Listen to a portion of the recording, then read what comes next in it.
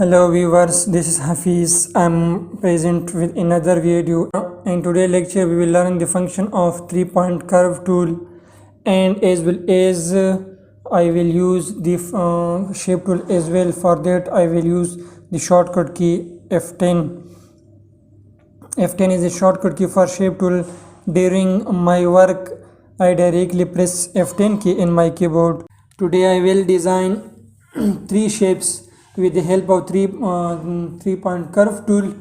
One is the shape of mountains behind your scenery, and the second is flower that is will be different, and third one is also the flower that will be different from the previous one. Let's see in the functions of 3-point curve tool.